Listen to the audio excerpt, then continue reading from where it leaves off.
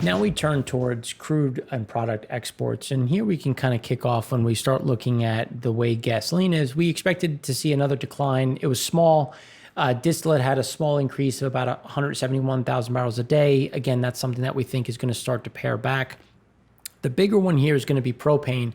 Here we had another big increase in propane exports. Those are going to be lumpy in terms of where those are going, but we continue to see, and we think there's going to continue to be an increase in exports. Now, that's twofold. One, there's a new facility that allows for additional exports. So when we look at year-over-year comps, it's not going to be the same, but we do see additional demand for LPG specifically from the U.S. So that's something that's going to be relatively sticky overall.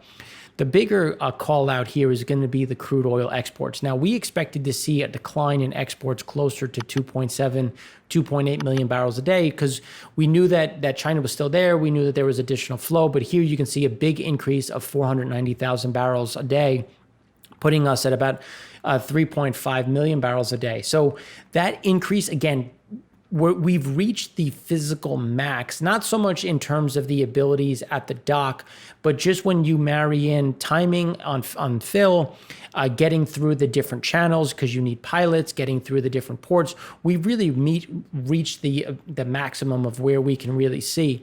So now the expectation we had last week of that drop is going to appear much bigger in this coming week, where we think we're going to get back below that 3 million and closer to 2.8. Again, we still see that Chinese demand sitting there, but the spreads going into Europe just aren't really there to support additional flow. And that's something that we're going to go through in a bit more depth as we go through the other competition that we see in Europe and especially in Asia. That's going to be a big headwind for some of these additional exports. Again, we're going to hold that floor of about 2.4, 2.5, but we just see additional pressure that's going to start to impact some of these exports, especially on this level. So we would say that this is probably the peak that we'll see for at least the next 4 to 6 weeks based on kind of the views that we have and the data that we've assembled, looking out over the coming month. Now, when we look at gasoline exports, we talked about it trending towards about that 7-year average. Again, it's going to be lumpy. It'll continue to be a little bit elevated because we do have additional flow going into Latin America. But again, there's not much to say in terms of seeing this saving grace. Now, we did have that surprise build, and we are seeing an additional blending and adjustments at the refining level. So that could put more gasoline into storage, which may enable more exports. But just given where the demand is, specifically in Latin America, it's going to remain lumpy, but it's going to remain well below that seasonal high, and it's going to track closer towards that 7-year average. Now, when we shift to distillate, this is the one where we said we were going to have a little bit of a bounce closer to that 7-year average.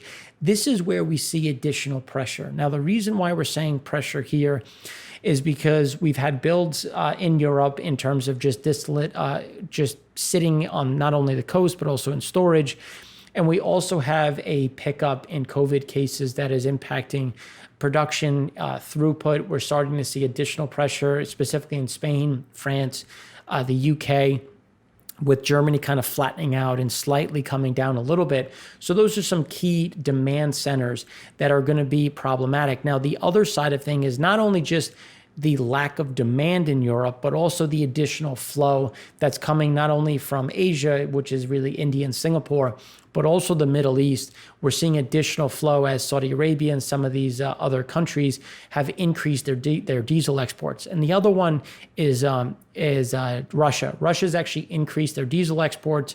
We're starting to see some of their refinery runs pare back a little bit. But again, they're on a seasonally adjusted level. They're still near or at all-time highs, and that's putting just more product on the water, which again is going to compete with U.S. distillate, which is going to push more back onto the coast of the U.S., which is why we think you're going to see a little bit more of that distillate and kerosene getting blended to create a different product, or one that might have a better value in the market. But when we look at things on the USA, Japan, and Fujairah side, you can see that we continue to see that drop as things start to normalize a bit. Now, the interesting thing when we look at shipping, so we have seen new ships come to market. Now, you could say that, oh, it's because demand for shipping is picking up, but it is in a weird way because the ships are not acting as efficient as I'm pretty sure all of these companies would like, because there's shortages of containers at different ports, because at other ports there's no backhaul. So ships are waiting for those containers to be loaded or for backhaul to be ready to get on a boat. We're getting an issue with crew changes where crews aren't being let off and they can't get to shore because of COVID concerns.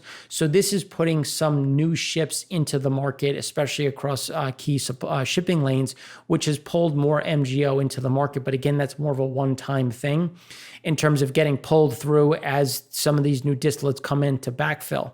So that's helped reduce Fujairah. Japan has seen additional drops, but to be clear, Japan has also been a big spot buyer, crude over the last 10 to 14 days. So we will start to see some of those crude imports increase, which will kind of balance this out. And then the U.S.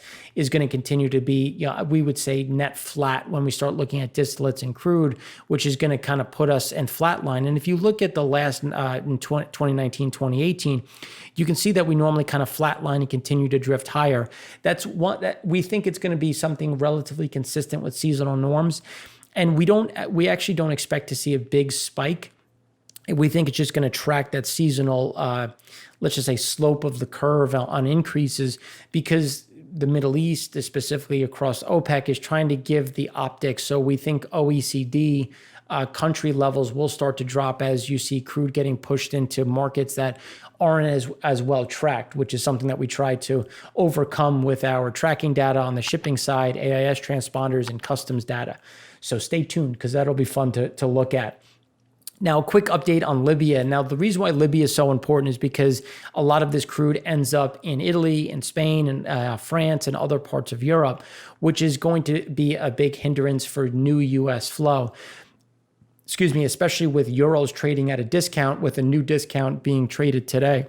So that's going to essentially weigh on where the U.S. can find an outlet. And as you can see, where the blue circles, we continue to see additional flow. Sarir is now operational. It's capable of about 200,000 barrels a day. It's currently operating at 10. So again, not something to be crazy excited about, but it's moving in the right direction. They're currently at about 240,000 barrels a day of output. We think by the first week of October, they're going to be at about 350,000. And so far, based on the data we've gathered and what we've seen, they're so far on track to hit that 350,000 barrels a day. Now, this is looking again at on a global level. So we continue to see floating storage has come down a little bit, but that oil in transit is starting to tick up. And that as it's starting to increase, it's starting to get closer to that seasonal average, which is where we think, again, it's really being driven by Nigeria, Russia, Iraq, the U.S., Brazil. We're starting to see some of those increases, which is going to put more oil in transit, and then eventually it'll show up in the floating storage. So those are the two to watch. And Asia continues to be a huge sticking point because we have had some drop, and that's really been China taking some of that flow off the water and into onshore storage. But we're really not seeing them come out and buy in any real quantity, and we'll go through the reasons why in the next few minutes. But Japan has pulled down some. We've seen South Korea pull down some, but India has continued to slow their imports, which again is going to weigh on total Asian imports overall. And the OPEC nature of those markets is why you see some of the crude getting moved over there, because it's not as closely watched. So we think that oil floating storage is really, it's not going to see this huge spike, but we think it's going to remain kind of within this level, which is going to continue to weigh on prices, especially as we look at the physical market. And when we start to look at the physical market, we want to look at Russia, Nigeria, and Angola. So here you can see Nigeria had another increase. They're now at about 1.8 million barrels a day for November. And the reason why that's a problem is because they still have 35% of their flow to sell in October. So they've already posted November. They still haven't sold all of October, which just means that you're going to see additional pricing pressure. Now, Nigeria barrels a lot of times will go into some of the U.S. market where the U.S. competes, specifically in Europe. So we're starting to see additional flow coming out of Nigeria, which is going to weigh on U.S. exports because it's going to compete within the European markets. Here you can see Russia has increased their production again. Now they're slightly over their allotment. They'll probably claim some of that as condensate. It's just going to be however they want to classify it. But here you can see they're continuing to creep higher.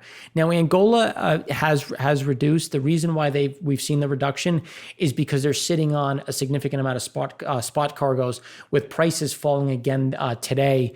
That just came across, and they fell yesterday. Now we're going to continue to see pressure on Angolan price, and the reason why is because a lot of this Angolan flow settles in the Chinese markets on the physical side. If you look at Shanghai futures, so as that demand in China falls, so will that Angolan flow, because they can't settle those contracts. So that's why we continue to see this West African storage continue to rise. And it's really going to be driven because Nigeria continues to essentially I don't even think they're pretending anymore to be anywhere near those OPEC numbers. And that's why we're starting to see that flow increase, which we're also seeing out of Russia. And we need to talk about the teapots here in the Shandong area, because here you can see crude storage remains now at a seasonally adjusted all-time high. And this is an interesting backdrop because in China, the gasoline and diesel are priced off of $40 Brent. And if you remember back when in March, April, when essentially crude prices collapsed, we had Brent fall well below $40. Now, the problem is when this happened, China wasn't consuming anything. So because they weren't consuming, you had some of the Shandong, the teapots, essentially increasing exports, trying to manage. So they didn't really make much money. But the Chinese government requires them to pay the difference of what you should have made and then what you actually made. And this is now an issue because they didn't really make much money. So there's really nothing to pay into the slush fund, if you will. So the reason why that's important is Shandong has reached 88% of its import quota. So the CCP can essentially sit there and say, look, unless you pay, no more imports. Now, this is going to be a problem, especially as we see the SOEs dropping overall. The SOEs being the state-owned enterprises.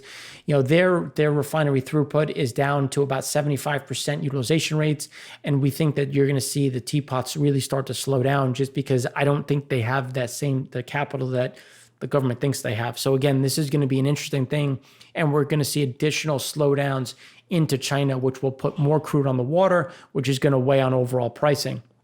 And that's where we start to look at Chinese export volumes. So you can see gasoline ticked higher. Diesel started to increase. Now diesel is increasing month over month. And it's just because we're seeing a slowdown in China itself in terms of consumer demand, industrial demand, which is something we're going to talk about the Econ show. But this is going to put more gasoline, specifically gasoline on the water, and more diesel on the water. And this is something to watch because it's going to continue to weigh on pricing, which as prices continue to struggle, because it's not like they haven't struggled, especially on the refined product side. We're going to see additional run cuts, specifically out of India, Japan, and Singapore, just because they're not making money at this point, and they haven't been making money for a long time. And this is going to be a key reason on why that pressure is there. Now, when we turn to floating storage, you can see that Middle East is starting to creep higher. And the reason why that is creeping higher, so Saudi is now at about 76 million barrels, 73 to 76 million barrels, depending on who you're looking at and talking to, of that short-term storage. So now they have long-term storage of over 500 or so million barrels around the world. But when we're looking at short-term, it's those tanks at the docks, waiting to load. And you see that they're starting to slow that loading because we're seeing a big increase in floating storage. Now, Iraq has pushed more Basra crude into the market for October, even though they haven't sold all of their spot cargoes in September. So that means that we're going to get deferrals out of September into October. We're seeing Saudi continue to increase their exports, and we see just a rising demand, a slowdown in demand of onshore within country demand for refined products, which is again putting more crude, more product on the water, which you're continuing to see. And this is also being included by the UAE. The same thing is starting to happen in West Africa, not to the same scale, but it's starting to shift higher. And as we see Angola struggling to sell and Nigeria increasing, we expect West African storage to increase. But the one to watch will be the Middle East, because we think that you're going to see a much bigger discount to OSPs, which again is going to weigh on those US exports. So those are things that we continue to see as a struggle. And we wanted to incorporate this here because this is a really big and important backdrop. And it's going to continue to weigh on U.S. exports, because these U.S. exports, we're now part of the global market. We're now competing with these floating barrels, which is going to be a big overhang as we go forward, as the market continues to soften. So thanks again for watching. Stay tuned for on Thursday, we have our economy show. On Friday, we have our favorite, the primary vision frac spread count. And then this weekend, we're going to have our USD and inflation update. So thanks for watching. I'm Mark Rossano, founder and CEO of C6 Capital Holdings, coming to you from Primary Vision Network.